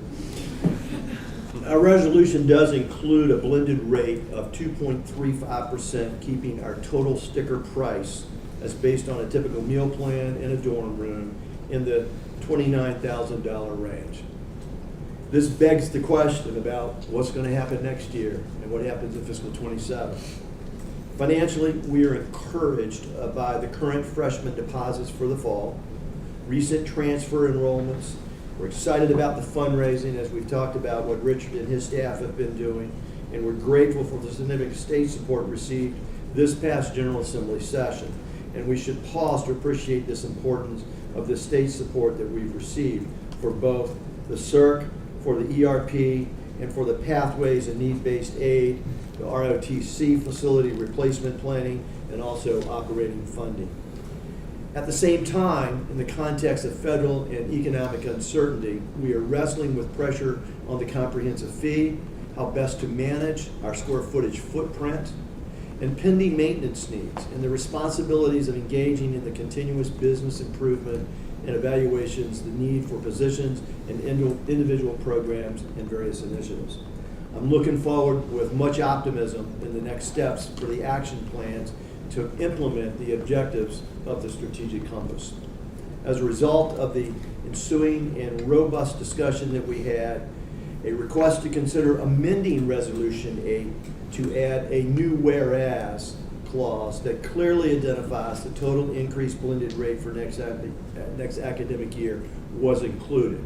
I think we're looking at Resolution 8R now. Yes. And if we could scroll down for just a second to the new language, and it says, whereas, this is different than what was presented to the committee yesterday. So this is the amended resolution that we are presenting to the board today for adoption. And it's whereas the university overall rate adjustment recommendations are detailed in the attached tables, resulting in a blended tuition and fees and room and board rate increase of 2.35% reflected in Table 1 for in-state undergraduate students. What we had not identified in the resolution yesterday was the total blended rate. We had described portions of it, but we believe this is a much more comprehensive approach in describing what has taken place and what's been adopted by the board. So, with that, I would present to the board, Madam Rector, this resolution for the tuition and fee for the 25-26 year. Thank you, Mr. Chairman. Are there any questions or discussion items? Yes, sir. Yes, ma'am. I was able to sit in, thank you for allowing me to sit in as a guest to the Finance Committee meeting yesterday. And one of the things we shared was our student FTE count over the last decade, which has gone down, except for this year where it's going to go up, which is a great trend. But I thought, one of the things I thought was, okay, what are we doing staff-wise? If our student FTEs are dropping, where are we on staffing FTEs? If we're going counter to that, that might be a concern for this board. And so I asked the CFO, Dr. Colvin, to pull together some information that I could look not just at the student roll-up, but also the staff roll-up. What I found is that our institution has done an incredibly good job of managing staff growth to less than 1.6% over a decade. That shows a huge amount of frugality and really well thought out process for staffing, even though we've adjusted maybe some, getting rid of some part-time and making them full-time because of our student body. I wanted to compliment the leadership for that, but I would also recommend, and I want to thank Bob and Sarah for their work sort of in a very short window of time. I would recommend that for both the Board of Visitors, but for the Finance Committee, that when we talk about FTE staff students, we need to also have a report on FTEs for staff. Because this sort of validated that we really thought this out well and we're managing. I want to compliment our president that also we've seen actually, and this is really rare in our world, we've seen a reduction in management FTEs. So the spear is still, you know, what we used to call the tooth to tail ratio. Our tooth is really good compared to our tail. So my compliments to the university, but I do think we need to add this report on an annual basis when we're looking at our fee increases or hopefully decreases. Thanks, Kevin. I think that's a really great question, and do appreciate Sarah and Dr. Bob pulling that together. I think it is really important to kind of keep an eye on those numbers and make sure that we're aligning between the two. So that's something we can certainly add, ask the staff to add going forward. So, thank you. Thank you. And Kevin, just a quick comment. As the Finance Committee goes about its business in this upcoming year, we have a number of initiatives, and this is right in line with some of the initiatives we're looking at in terms of biennial budgeting associated with the university so that we can smooth out changes that take place. We're looking at various programs and operations. We're looking at expenditures associated with the university, and that's all part of the ongoing, analytics that we would go through before we get back to a plan. As you know, and as you heard yesterday, what do we do next is really the issue here as well, to try to keep our tuition and fees at a manageable level that we believe is in keeping with providing the best possible service we can. So that's clearly one option that's involved. And my concern was really that we were seeing a decline in staffing and an increase or a decline in students and a sort of an uncontrolled increase in staffing. Right. And thanks to Sarah and Bob's work, I think, and I'm happy to share this with any member, we're not seeing that this university leadership team has been very thoughtful in staffing, and I was really impressed with literally a flat line while we're going through these challenges. Proper stewardship of public trust. Absolutely. Any other, yes, Will? Kevin, that's a great report. Could that information be provided to all the Board of Visitors? Because that's a key question I have, and you know, as I remarked in the committee meeting yesterday, I do plan on voting for this. Would it be possible for us to have our closed session to talk about some of these things before we vote on this resolution, or is that not in the agenda? Jordan. Yeah. Jordan. So Jordan, I don't know if you heard the question. Yeah. The board can't have a closed session specifically to talk about that sort of thing. Okay. If you have legal counsel questions. Yeah, I mean, we can talk about, I don't want to take up the board's time, but we can talk individually about what the board can talk about, but yeah, just a general discussion about financial priorities is within one of the FOIA lists. Okay. Well, then, as I remarked yesterday in the committee, I mean, I note the comments that we received, the written comments. I don't politically share very much with the Democrat Socialists, but I completely agree with the comment from the representative from the Democrat Socialists saying that we've got to continue to work on the costs for students. And I'd be curious from our student body president if that's acceptable to ask, you know, what is the student government's position on the increased tuition?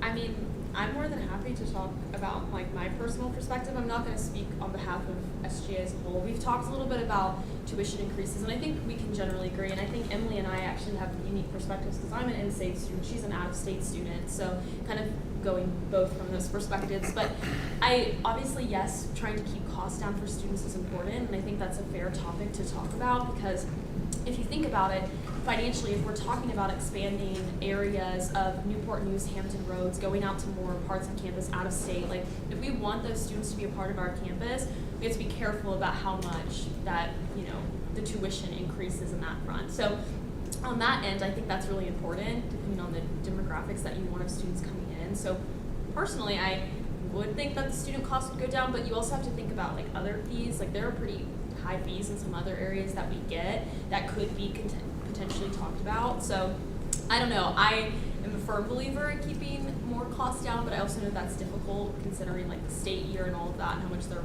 giving you in terms of funding. But from a student's perspective, obviously that's always going to be better. So Yeah, I appreciate that, and I think we can all agree that keeping tuition and fees low is a significant priority of this board. And I know it is for the administration as well. And we are going to work very closely with the president and his team in the coming months to figure out ways to contain costs and continue to be lean and be leaner, frankly, so that we can keep tuition low. We want CNU to be accessible, and so that is a top priority for us. Absolutely. As we will, as you know, as we go through this process each year, it's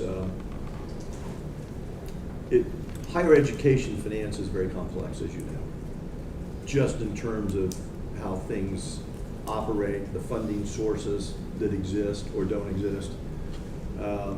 The success of the various foundations that support the university, their sole purpose is for the support of the university in one way or another, whether it's the Education Foundation or whether it's the Real Estate Foundation. And other universities have dozens of foundations that affect them in one way or another. The more successful those entities are, the better off the university in terms of its ability to hold its tuition and fees to a lower level. The extent to which you can keep your room and board costs down by virtue of how you structure, how you finance, how you own various types of dorm and dining facilities keeps those costs down as well, which is part of the blended rate of the tuition and fees that are set. The success of the university's fundraising activities that help with various types of scholarship endowed professorships and endowed scholarships as well. Helps keep the costs and encourage more people to come. Our initiatives in the strategic compass associated with transfers, with out-of-state students, and so forth also help keep the cost down because the out-of-state tuition and fee is covered at cost as opposed to a subsidy associated with other sorts of funds that are occurring. With those perspectives in mind and recognizing where we are, we built that into the plan for this coming year for the Finance Committee's examination, for the Finance Committee's analysis that would result in hopefully looking at what our tuition and fees would be next year. In advance of this meeting and in following the public session overview, our committee asked staff to come back to us with recommendations where you would actually reduce tuition and fees, whether you would hold it at zero, and then whether you would put it in line with what was believed to be the absolute lowest cost you could come back with. We gave them a higher number on the high end. They came back at a lower number from on the high end. So from the standpoint of what you're raising, I think it's perfectly in the lane of where we need to be to think forward in terms of our long-term objectives, not just this year's tuition and fee, but what's next year, what's the year after, what is that going to do to the demand for this institution. So as a result of what you're saying, I applaud what you're bringing to the table because that's precisely where we're going to be in this next year. So it was this resolution, this analysis, these meetings that led us to where it is now, at inflation or below inflation at this particular point in time in terms of the increase, but recognizing that we have a longer term strategy, and that's what I think is important. Just like the strategic compass sets a strategy down the road for 3, 4, 5 years down the road, our budget and finance activities have to be in the same fashion.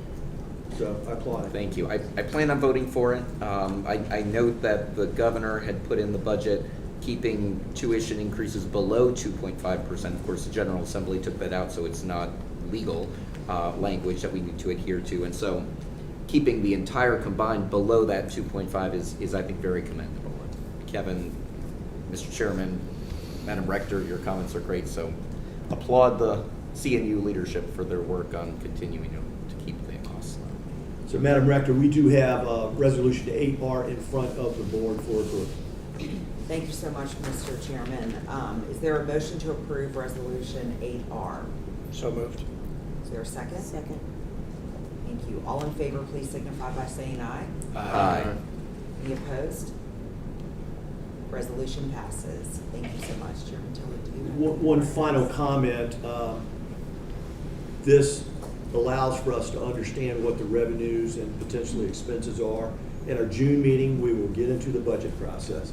So we'll come right back to this issue now that we will have a better feel for where we are relative to tuition fees, the legislature in terms of its support, the fundraising activities, the foundations in terms of their generosity back to the university as well. So we will have that in June, and there may be some minor reallocations as we see where we are, but that will be the request for the budget approval. So Madam Rector, that concludes my report from the Finance and Facilities Committee. Thank you so much. Do you have any items for closed session? I do not. Okay, great. Chair Tillett, thank you so much for your work. A lot of time spent with you and Sarah and other members of the team in preparation. I know you, through your leadership, looking at various different scenarios, and I think we got to a good place and where we need to be, but there's certainly a lot more work to do, so we appreciate that. I'm going to stay with you, though, as acting chair yesterday of the Academic Affairs Committee. Would you please give the Academic Affairs report for us? I will. And Brent is back. But since I ran the meeting yesterday, I will go ahead and give a very brief report. And what I'm going to ask is Dr. Quentin Kidd to actually go through some of our resolutions. I think that not only do we have a wonderful committee meeting yesterday, had a great presentation on AI, had Professor John Nichols and and Dr. Jessica Kelly as presentations. It was somewhat eye-opening in some respects, and it carried forward last night into some of the discussions that I had with several of the individual professors. That some new professors that I met, I was instructed to meet 3 new professors when I came in, and I met 7, so, which was wonderful. And then, I won't go down that now. So as a result of that, we had some really robust discussion about AI and the university and its impact on the university, its impact on teaching, and how we're addressing it very proactively as well. And I'm excited about that. But what I'd like to do now, if I could, is turn it over to Quentin to give a couple of seconds overview on that presentation. And then if you could lead us through the resolutions, because I think you'll do justice to each of those resolutions that are presented to the board today for approval. Right, so about 10 years ago, we created a Center for Effective Teaching, since the university is known for and values outstanding teaching and mentoring. And so it seemed the natural place to turn to when AI confronted us in the context of teaching and engaging with students in a teaching and mentoring way. It was a perfect place to turn to say, how should we engage with this? And so John and Jessica, Dr. Nichols and Dr. Kelly very quickly created a program for faculty to engage with, and they call it the AI Fellows Program.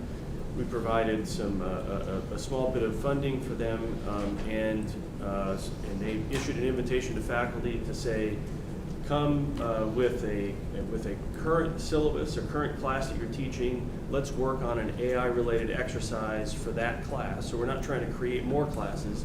We're trying to use current classes. And so they had 19 AI fellows this current semester. Excuse me. And so we're in the latter stages of understanding the experiences of the faculty in those classes, understanding the experiences of the students that were in those classes, how those exercises worked, what were some of the things learned, what were some of the things that were still a challenge that need to be continuously focused on. We're going to do another iteration of this program in the fall. There are 22 faculty who have applied for that. These are faculty from across the university, from the humanities to business to social sciences, and this current semester's class is largely focused. We're largely focused on the upper level 300 and 400 level courses, and so they're for the fall cohort, they're putting some focus and some energy on the lower level courses, 100 and 200 level courses.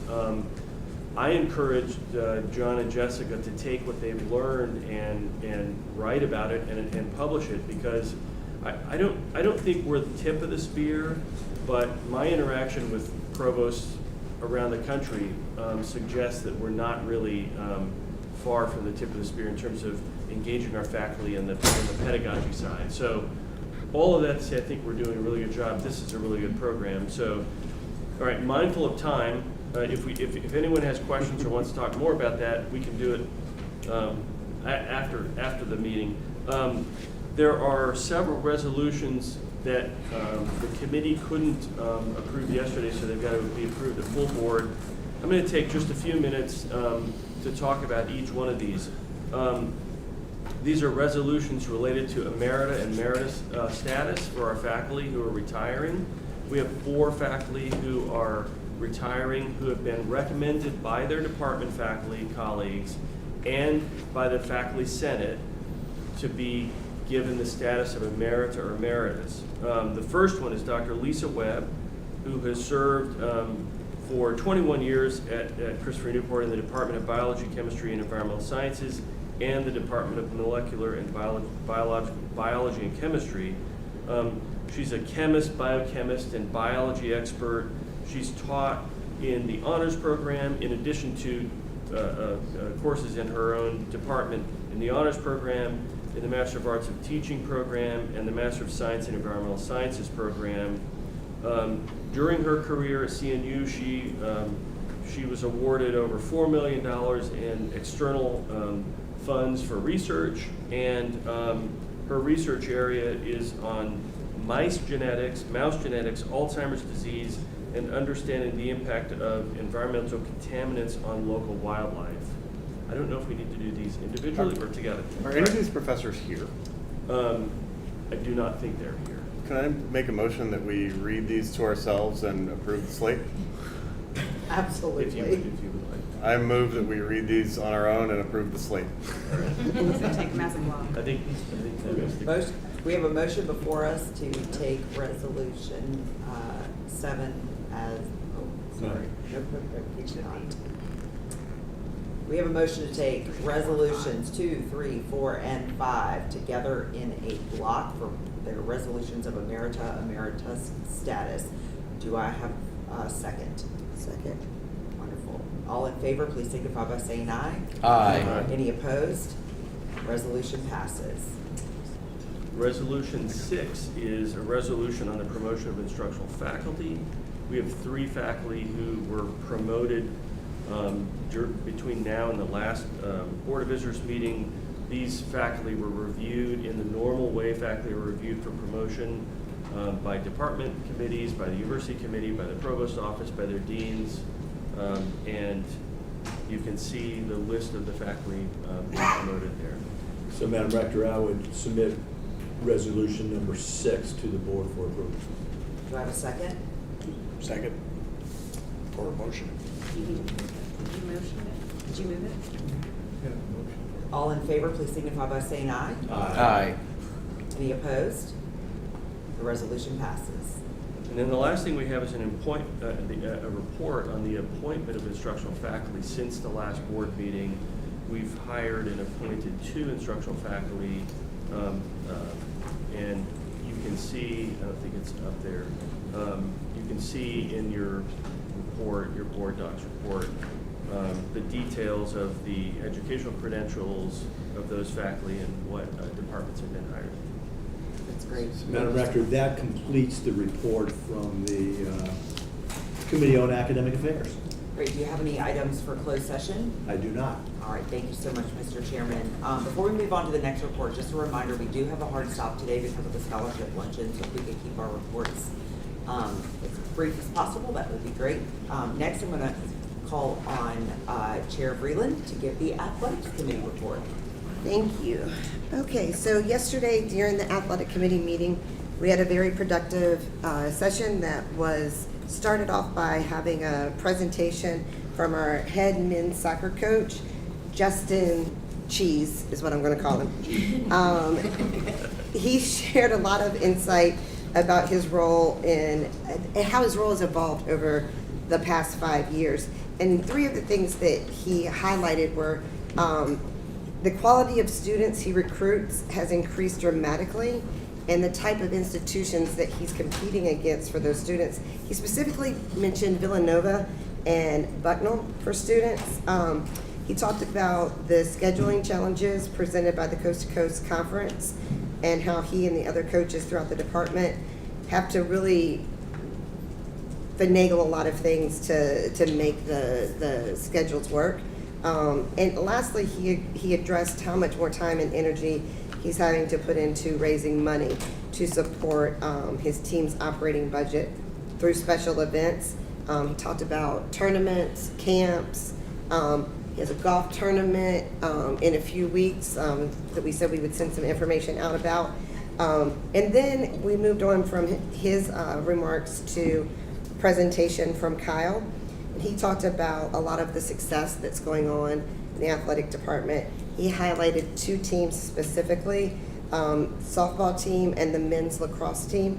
Both are in the top 5 in the country right now. So stay tuned, expect to hear more great things coming from both of those teams. And then the majority of our time was focused on the athletic fundraising and finances. And President Kelly gave a brief overview of the athletics expenses and the amount of the comp fee that comes specifically, that covers specifically athletics. Currently, CNU has the 4th highest athletic fee in the Commonwealth, and I think, Will, you were the one who brought it up. Is there any room to increase that? And President Kelly was pretty adamant that no, we do not want to raise that. It would be very challenging. We reviewed the athletic fundraising summary for the year, which was a great summary. I think it's very similar to the one that we saw in advancement. It's very clear, straightforward, and we're 85% of the way to meeting the $1.5 million goal for the fiscal year. Kyle also shared a little bit about how post-COVID, there's just been so many other things that have been built into the budget, the transportation, the inflation that we've all felt in different ways with transportation and such, has of course impacted athletics a great deal. But overall, I think it was a great meeting.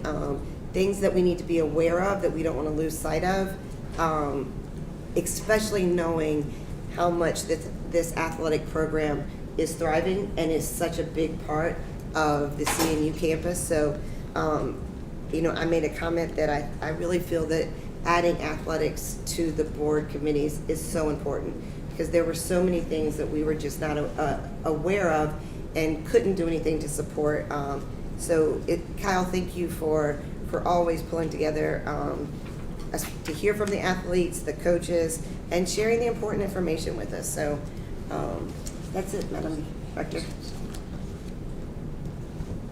Thank you so much, Madam Chair. Do you have any items for closed session? I do not. Okay, great. Next, we will hear from Chair Robinson for the Student Life Committee report. Thank you, Madam Rector. I'll try to keep this brief. Under admissions, the only area I want to cover is that we received 969 net enrollment deposits, and that's effective as of today, as of this morning.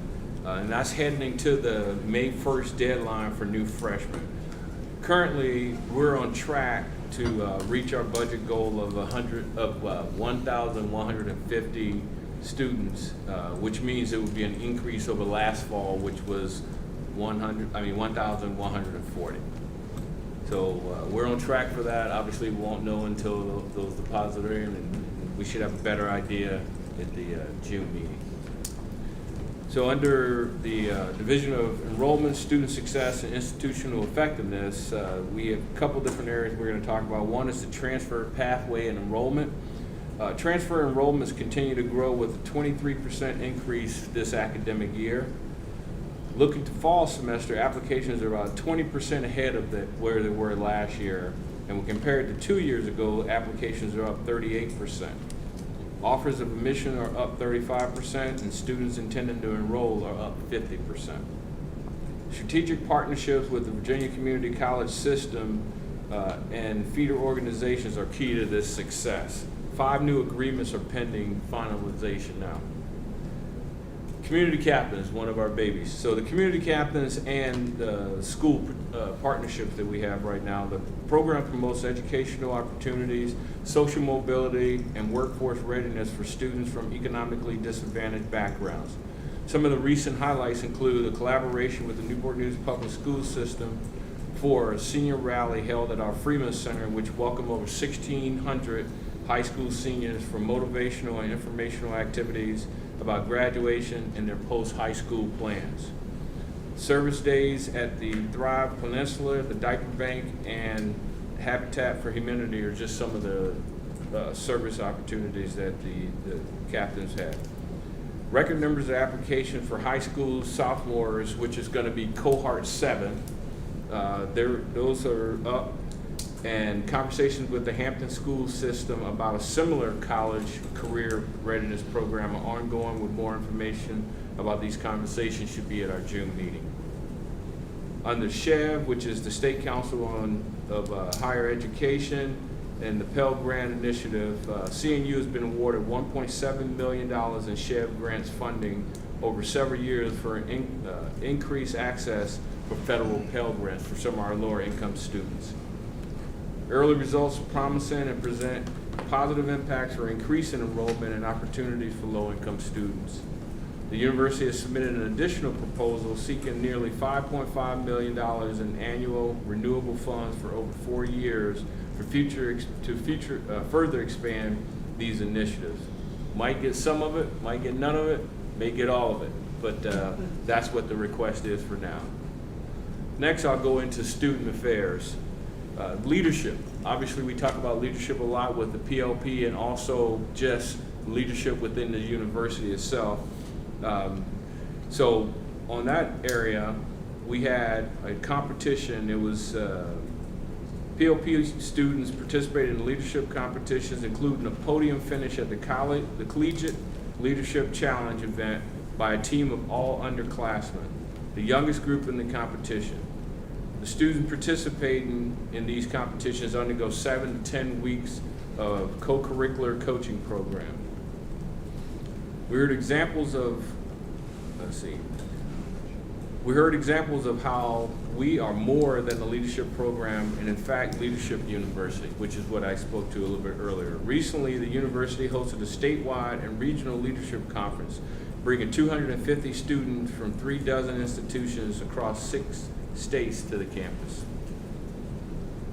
Now I'll talk about a new platform that we're developing, and that is, it's called Captains Connect.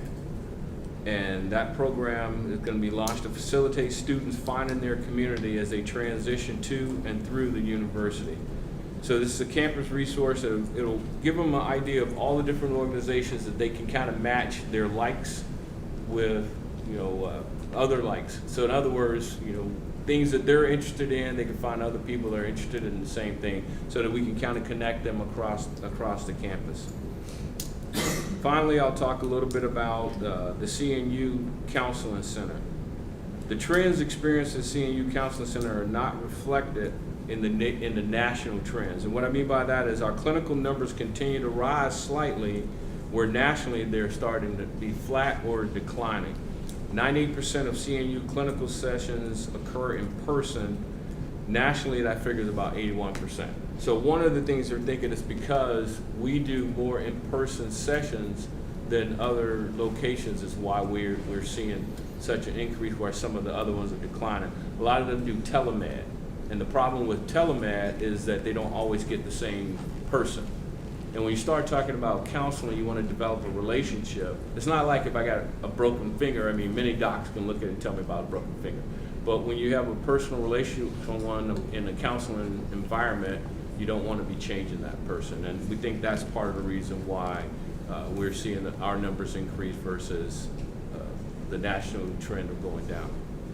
And that concludes my report, Madam Rector. I have nothing for closed session. Great, thank you so much. Any questions? All right, thank you, Chair Robinson. Really appreciate that. Next, I will call on Acting Chair Jennifer Dunn to give the University Advancement Report. Thank you, Madam Rector. So the Office of Advancement continues to make great strides this fiscal year. As you heard earlier, they set a goal of $12 million, and I'm happy and pleased to report that they have just recently surpassed $14 million. This is a testament to a strong team, university leadership, and campus constituents working alongside our current and prospective donors and friends of the university. In March, we celebrated CNU Day, raising $671,000 from 2,030 donors. Thank you to all who participated and supported CNU on its annual Day of Giving. Yesterday, the Advancement Committee had an opportunity to hear and learn from 2 guest speakers, Dean Alan Witt and current student Gage Gates, both within the Luter School of Business. Gage reaffirmed the value of scholarship, providing him access and affordability, and he's a recipient of 2 of these scholarships. We also learned yesterday that he is a quadruplet, and college would not have been possible for him or his family without the scholarships. And we also learned that 2 of his sisters are also captains. So stories of access and affordability through scholarship remind us of why we all give and support CNU. So this concludes my report, Madam Rector, and we have no items for closed session. Thank you. Thank you so much, Chair. Any questions? Okay. Thank you. All right, at this time, we'll ask Acting Chair Archer to give the operations audit and risk report for us. Thank you, Madam Rector. If I can start with a point of personal privilege. Yes, sir. I've had a rather disjointed schedule this week, and I want to first thank my colleague here, Assistant Rector, or Vice Rector, for subbing in yesterday and leading the committee meeting probably more efficiently than I. No, I think Dr. Gade is more efficient than me. And that made me think as I was driving back and forth, President Kelly, I want to compliment your staff and your team for, it made me realize how much work they put into helping members of the board be prepared and ready to be able to do the work that we do. It's a lot of flexibility sometimes, but definitely a great support team for us as board members. I want to acknowledge that this morning. And so in that vein, I also want to thank Ashley sitting over here. She provided me with some great background for this summary report today, and so I'm ready to go here. So I'll provide you a quick overview of the where things are with OAR. And the Committee on Operations Audit and Risk did not meet during the session of Board of Visitors.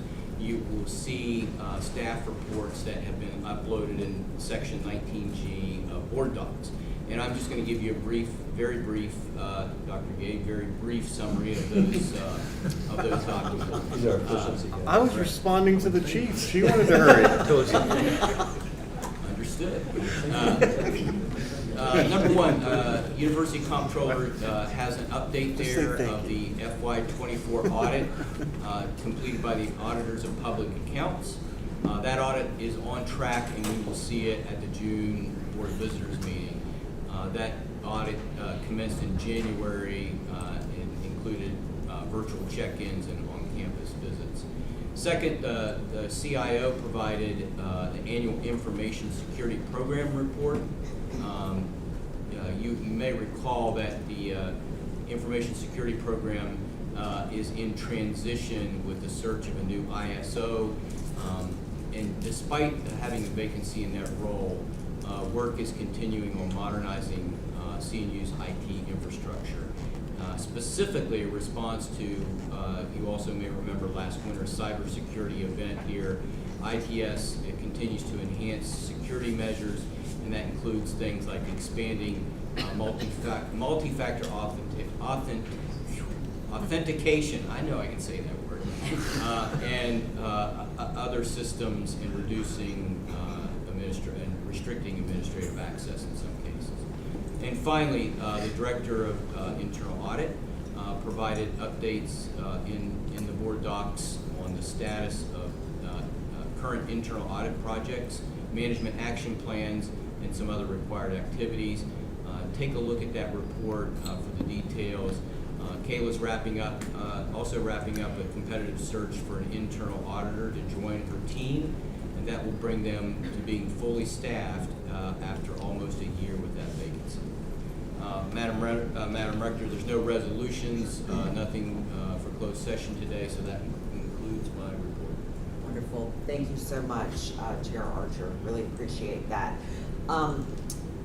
Couple items for housekeeping that I wanted to mention. You've got some brochures and materials here at your seats. The first is the most recent Scout Guide that highlights CNU and the Lockwood Lounge. The first page should be marked for you. The second, the final product of the Strategic Compass, which is really pretty, and I don't know what material this is, but it's fantastic.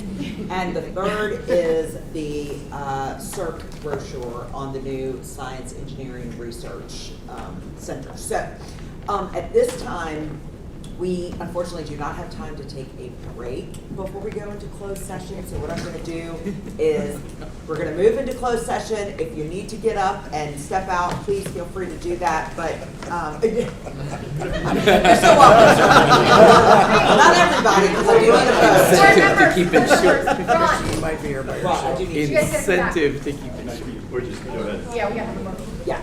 I would like to entertain a motion to enter closed session under the Code of Virginia, Section 2.2-3711A7, to receive a report from legal counsel on litigation matters. A8, consultation with legal counsel for the purpose of receiving legal advice on the OCR Dear Colleague letter and associated FAQs.